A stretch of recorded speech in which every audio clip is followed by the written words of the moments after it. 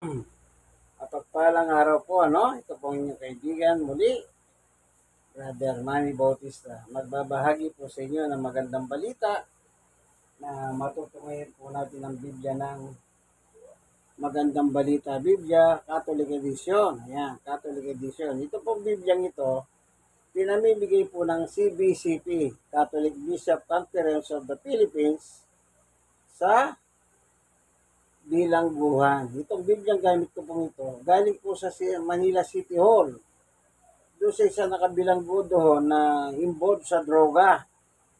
Nung makalaya po yung batang yon, nakita ko, nakilala, ayan, sabi ko, pahingi naman ng hawak mong Bibliang ganyan ka ako. Nagkataon, dalawa, kaya hiningi ko, ito ko, bigay niyo ito. Kaya hindi ko makakalimutan yung batang yon na tinanong ko, ba't ka naman nakulong? Inapagbintangan lang ako, sabi niya.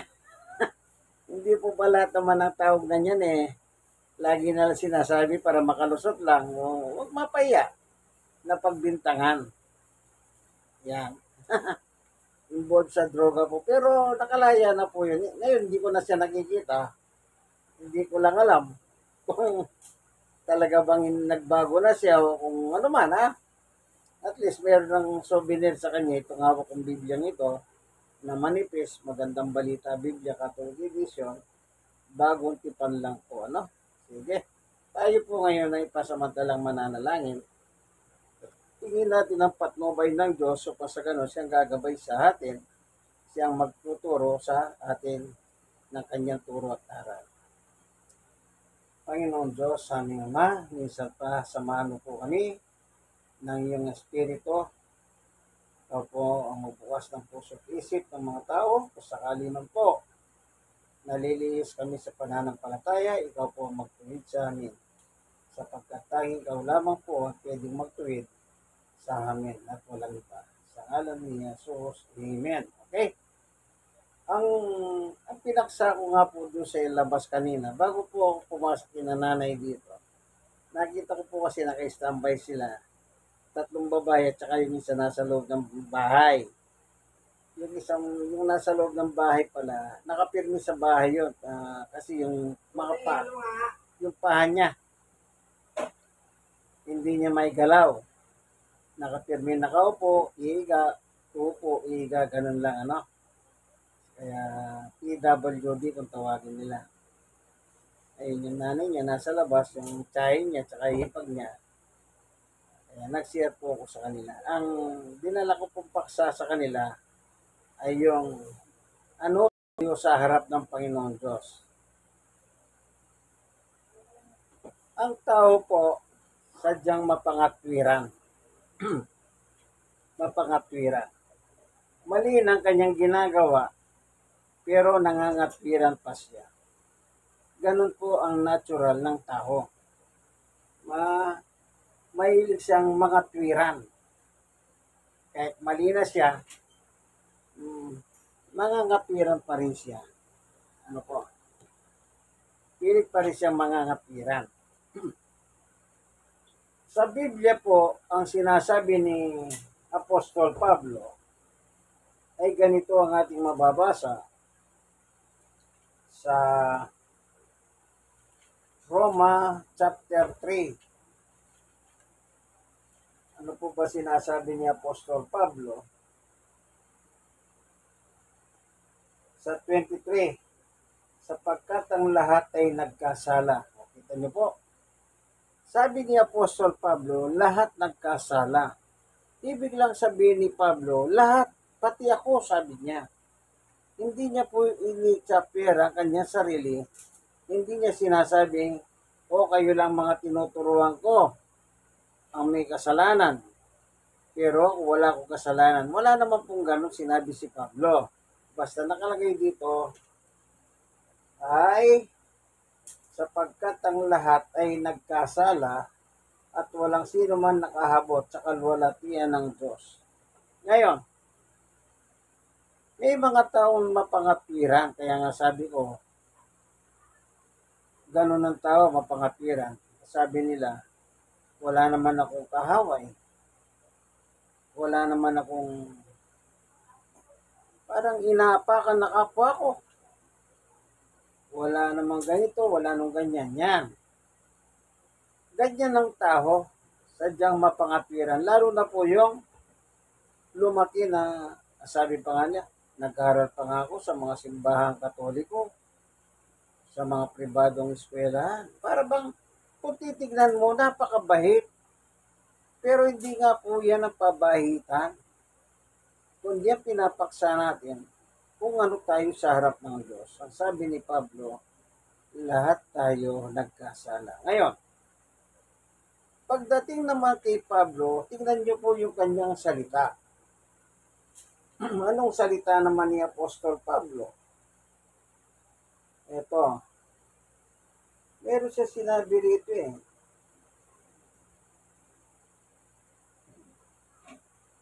Dito sa unang Timoteo 1:15. Sabi ni Pablo ay ito. At ako ang pinakamasama sa kanila. Makasalanan na siya. Sa lahat ng makasalanan na sabi ni Pablo, ako yung pinakamasama sa kanila. Grabe po ang pagtatapat ni Pablo. Ako yung pinakamasama sa kanila. Sino yung kanila? Yung nagkasala sa Diyos. Kasama na si Aaron. Pero binukod niya yung sarili niya. Anong sabi niya? Ako yung pinakamasama. Bakit po siya masama? Kasi po yung kasalanan niya nung araw, bago siya maging apostol ng ating Panginoong Jesucristo, ang pangalan niya ay Saulo. Itong Saulo pong ito, sa kanyang panahon ay meron pa hintulot ang gobyerno o ang mga paring Hudyo na binigyan po siya ng karapatan sulat. Parang pahintulot na yung lahat ng makita niyang mga tagasunod ng ating Panginoong Yesus sa kanyang panahon, sila po ay dadalhin niya na parurusan, bibihagin, at papatayin. Kaya, ako yung pinakamasama, sabi niya. Kasi po, iba yung kanyang ugali. Pumapatay siya ng tao. At ang pinapatay niya sa pangalang Saulo, nung Saulo pa siya, ang mga tagasunod ng Panginoong Yesus. At ang una niyang biktima ay wala pong iba kundi si San Esteban. Noong December 26 po, pinag-celebrate yung si Saint Esteban na kaharawan. After Christmas, kinabukasan, araw ni San Esteban. Andito po, dito po sa Gawa 7:54.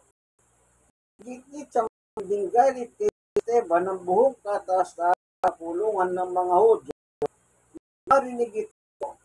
Marinig ang mga Hudyo. 55. Ngunit Esteban na puspos ng Espiritu Santo ay tumingala sa langit at nakita niya ang kalwalatian ng Diyos at Jesus na nakatayo sa kanan ng Diyos. 56. Kaya sinabi niya, tignan ninyo, nakikita kong bukas ang kalangitan at ang anak ng tao nakatayo sa kanan ng Diyos. 57. Tinakpan nila ang kanilang matainga at nagsigawan. Pagkatapos sabay-sabay nilang sinugod si Esteban. 58. Pinalad niya palabas ng lungsod upang batuhin. Inilagay ng mga saksi ang kanilang mga balabal sa paanan ng isang binatang nangangalang Saulo. Ito po si Saulo, si Pablo po ito. Sa panahon na si Esteban, siya ang promotor upang patayin po si San Esteban. Yan. 59. At habang binabato nila si Esteban, nanalangin siya ng ganito, Panginoong Yesus, tanggapin mo po ang aking espiritu. 60. Lumuhod si Esteban at sumigaw ng malakas, Panginoon, huwag mo na po silang papanagutin sa kasalanan ito. Pagkasabi nito, siya'y namatay. Yan. Nainggit po sila Pablo. Ang pangalan niya pa pala noon, Saulo. Hindi pa siya apostol dito. Yan po ang first martyr na nakatala po sa Biblia, ang pagpatay ni Pablo kay San Esteban. Ano po, yan, yung mga gawa niya noon.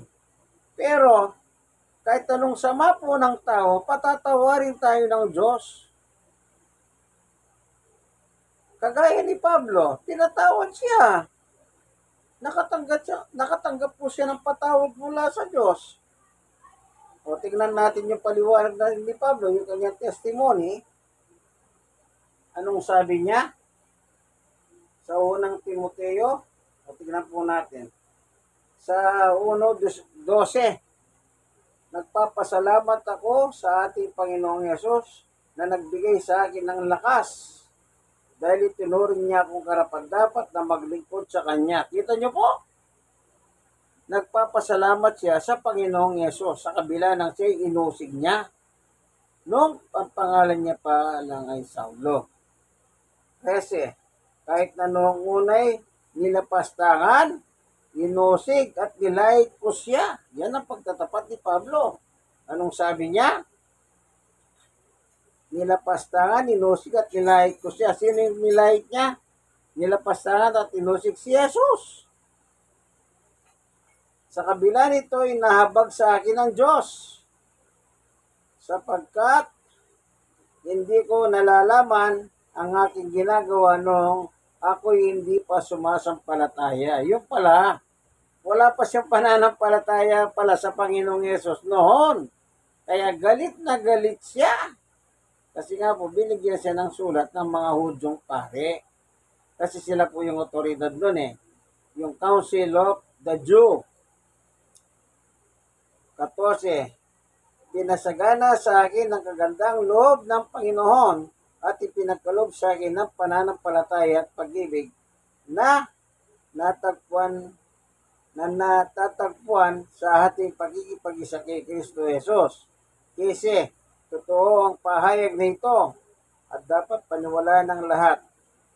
Si Kristo Jesus ay dumating sa sanlibutan upang iligtas sa mga makasalanan at ako ang pinakamasama sa kanila. Amen. Kita niyo po? Pinatawad, tumanggap ng hawa. Abag, galing po sa Diyos. At binigyan siya ng pananampalataya ng ating Panginoong Yesus at pag-ibig. Kaya magbuhat po ng matagpuan niya po si Yesus sa kanyang paglalakbay sa Damascus. Yun na po ang nagsimula ang kanyang conversion. Siya po ay naging Kristiyano na. Ano po? Naging Kristiyano na po siya. Actually, ang reliyon ni Pablo noong panahon niya, isa po siyang Pariseo. Yan ang kanyang reliyon. Lahi siya ng tribo ng Benjamin. Yung tinatawag po nilang 12 tribo ng Israel. Yung isa po ron, yung Benjamin. At doon po siya nakabilang. Si Apostol na si Pablo. Ano po? Tandaan niyo po yan, ha? Kahit anong sama ng tao, lahat po naman pala tayo ay binibigyan ng Diyos ng pagkakataon. Ito. Sa Efeso chapter 3 verse 7. Sa kagandang loob ng Diyos, ako'y ginawa niyang lingkod. O, kita niyo po, naging lingkod na siya ng ating Panginoon. Sa kagandang loob ng Diyos, ako'y ginawa niyang lingkod upang iparal ang mabuting balita. Ang tungkuling ito ibinigay niya sa akin sa pamamagitan ng kanyang kapangyarihan. 8. Ako ang pinakahamak sa lahat ng mga pinili ng Diyos. Kailan mirarapat niyang ipagkaloob sa akin ng natatanging kagandahang loob na ito na ipangaral sa mga entilang ng balita tungkol sa masulat na kayamanan ni Kristo upang may pangunawa sa lahat kung paano sinagawa ng Diyos ang kanyang lihim na plano sa mga nakarahang panahon ay inilihim ito ng Diyos na lumikha sa lahat ng bagay. Yan, anong sabi ni Pablo? Yung kagandang loob ng Diyos, ginawa pa siyang lingkod ng Diyos. Amen. Napakabuti talaga ng Diyos. Isipin nyo, ako ang aking kaisipan dito, ganito lang po. Siyempre si Pablo po, isa siyang manghuhusik. Kung hindi siya patitigilin ng Panginoon, sigurado magtuloy-tuloy siyang manghuhusik. Kaya ang ginawa niya, siyang gumawa ng paraan ng Diyos. Kinausap niya si Pablo pa sa Damascus. Kinausap niya, o sige, gagawin kitang lingkod ko. Kita niyo po? Yan, naniwala si Pablo. Kaya yung ginagawa niya noon na nanguusig siya, nanlalahit, yung mga tagasunod niya, gaya na si Esteban, ay sa kawalan ko ng pananampalataya, nagawa ko ito, sabi niya. Kaya nung iasay siya, hindi na po siya tumanggi. At yan po sinasabi ni Pablo nang siya ay nasa panahon ng pang-uusig o anong tawag dito? Nililitis. Nilitis po siya. Kaya sabi niya sa panahon na siya nililitis, ano sinabi ni Pablo? Ito, meron po siya sinabi rito eh. Tignan ninyo yung pangangatwiran ni Pablo o kukwento niya tungkol sa kanyang ministeryo. Meron po kasi nakalagay dito, tignan nyo. Hinahanap ko lang po,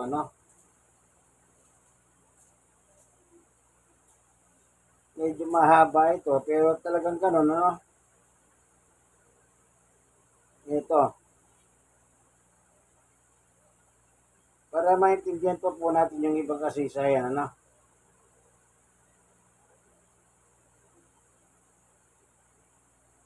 Dito po sa chapter 25 ng Gawa, tignan nyo po,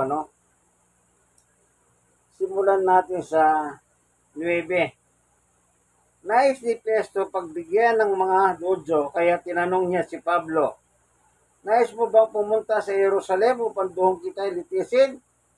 Sumagot si Pablo, naririto ako sa harap ng hukuman ng emperador. Yun, ito na po yung paglilitis sa kanya.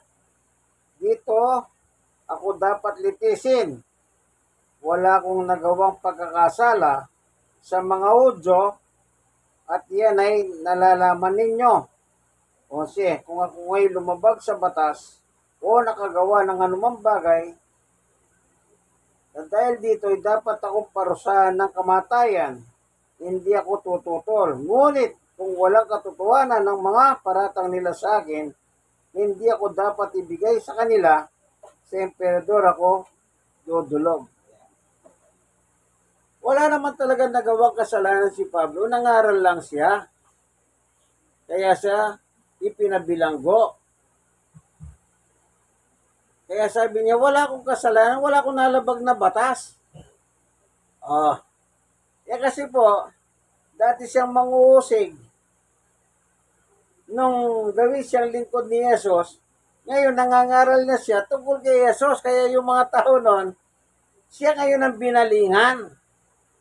Siya ngayon ang nireklamo sa hari na si Festo. Kaya ipinakulong siya at nililitis. Pero matigas sa sinasabi ni Pablo, wala akong nagawang kasalanan sa batas. Kung batas, sa tulad niyo ako kamatayan, hindi ako tututol. Pero wala nga akong ginawang kasalanan ayon sa batas.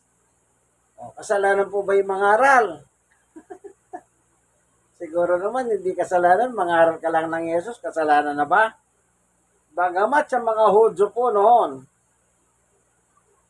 merong nakasulat dito sa chapter 5 ng basahin natin,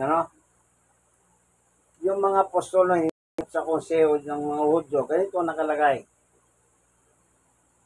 Sa Gawa 5:17, labis na nainggit sa mga apostol ang pinakapunong pari at ang mga kasama niyang Saduseo, kaya't kumilos sila. 18, dinakip nila ang mga apostol at ibinilanggo. Kita nyo? Nangangaral lang, dinakip at binilanggo eh. Ang mga apostol.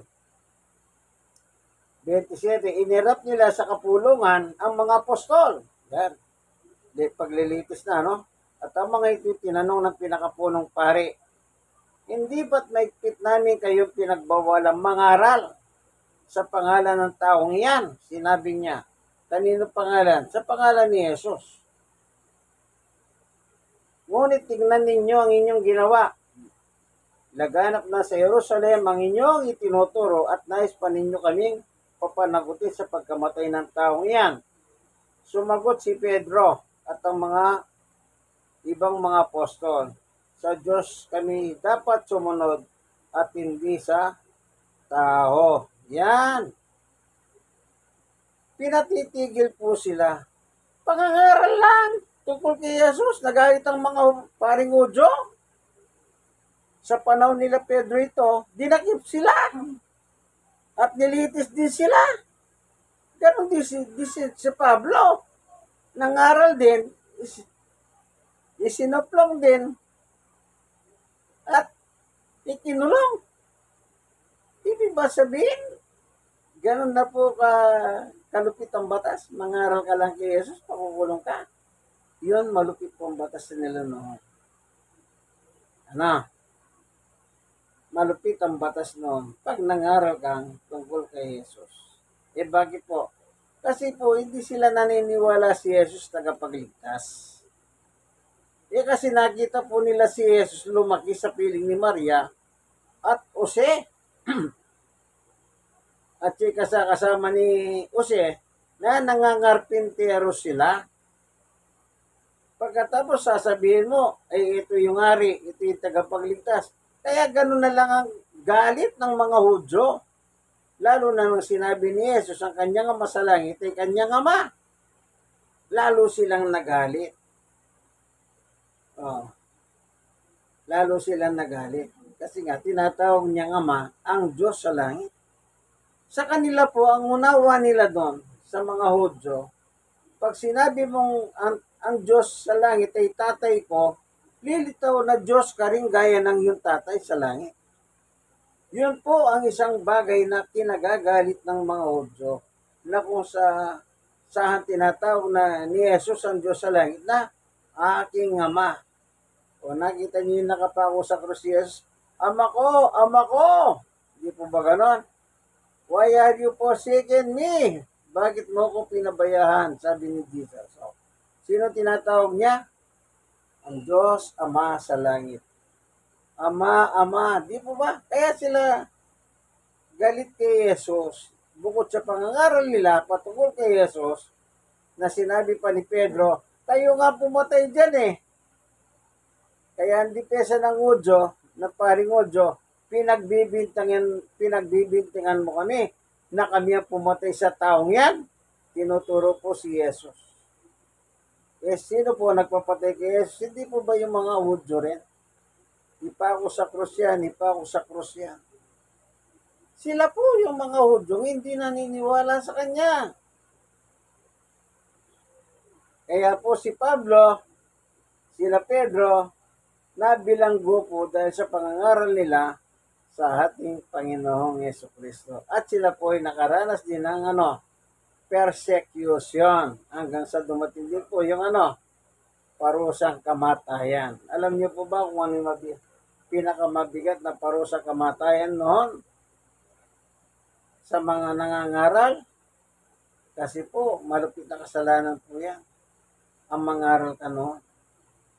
Alam niyo po ba kung anong parusa sa kanila? Ipinapako din sa cross. Kaya si Pedro po, ipinako sa cross. Pero yung cross po, nakabaligtad. Sabi ni Pedro, ibaliktad nyo na lang ang cross. Wag kung ayaw kong magaya kay Jesus na nakapako sa cross. Nakapako siya sa cross, pero nakabaligtad sa cross. Ngayon, si Pablo naman, naka-X yung cross, nakaganyan. Kaya ganyan. At saka yung paha niya. Ganon naman si Pablo. Yun po kasi ang capital punishment ng Roman government noong panahon na sakop nila ang Israel, ang bayang Israel. Kaya doon po sila nilitis ang mga apostol ng ating Panginoong Yesus hanggang dumating po yung persecution, no, yung pagpatay sa kanila. Namatay po sila. Yan nga lang, yun po kamatayan ni Pablo. Sa kasaysayan po, yung iba sinusunog ng buhay. Yung iba po, pinapahatak sa mga kabayo. Yung mga mananampalatayang buntis, inihiwa yung tiyan para makuha yung bata, pinapakain po ng mga hayop, kagaya ng mga leon. Ano po yan? Persecution po sa mga Kristiyano. Lahat po sila. Ang hindi lang na-persecute, si Juan po, namatay sa pagkamatanda doon sa bundok, yung sa pahayag na sa Turkey. Turkey po yun, yung bundok ng Turkey. Na nangyari kay Juan. Namatay siya sa natural death. Hanggang tumanda, namatay siya.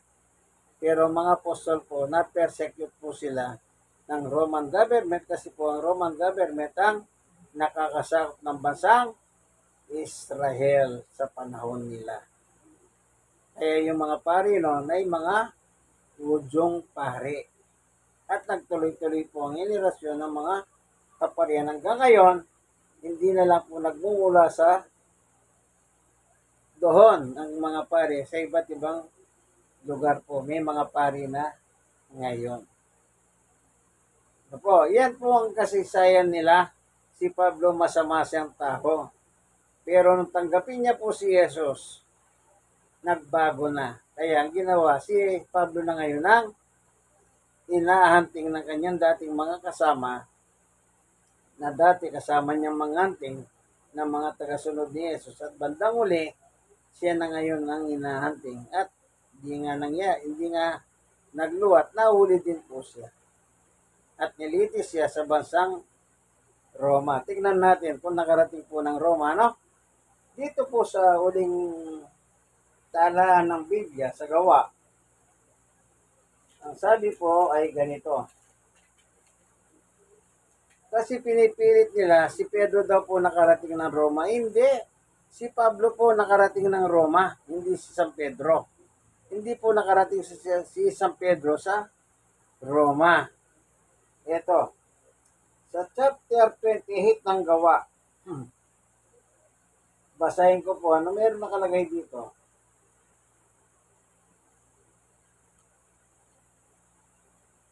Sa 28, 15, nabalita ng mga kapatid sa Roma ang tungkol sa amin. Sabi ni Pablo, kahit pumunta sila sa liwasang Apio at sa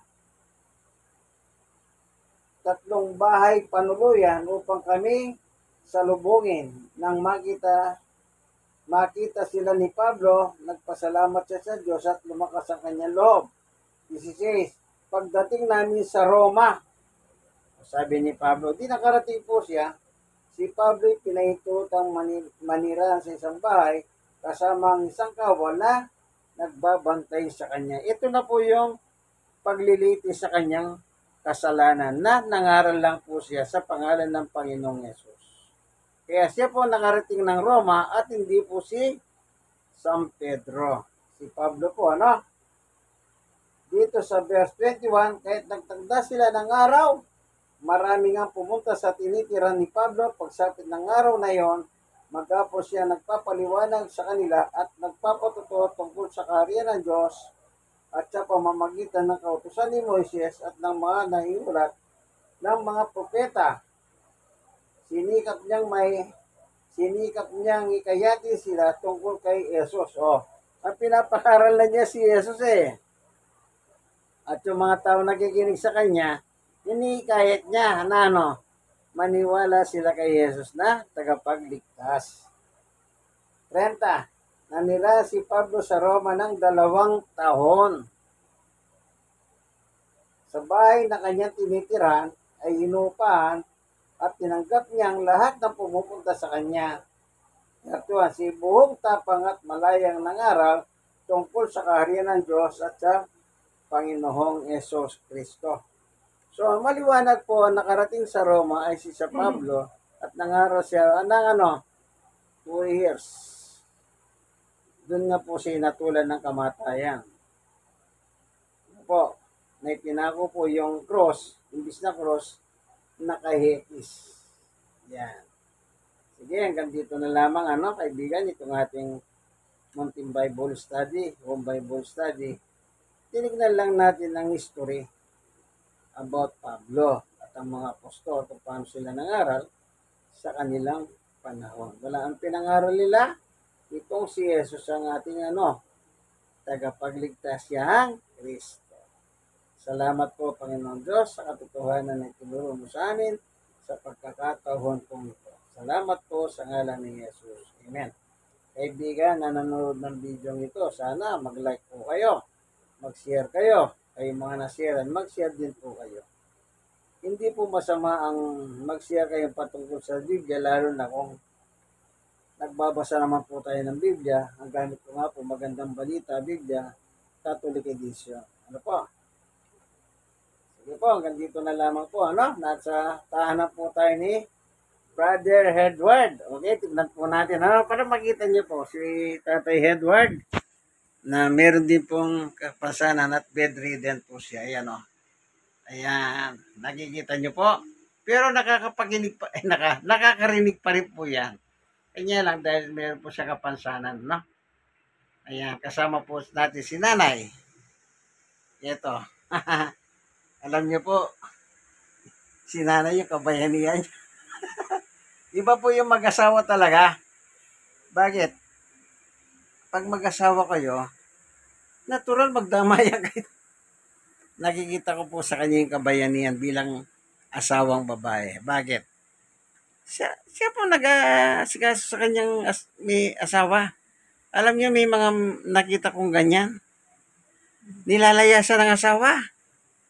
Mapalalaki, mapababae. Halimbawa, yung may sakit, lalaki. Lalayas na yung babae. Pag yung may sakit, babae, lalayas naman yung lalaki. Marami na po ako nakakaing kwentong ganyan. Kaya, siya po, bayaning babae, si Nanay. Kasi, inaasikaso niya po si tatay. Sige po, ito po inyong kaibigan kay Jesus, Brother Manny Bautista. God bless us all. Bye-bye.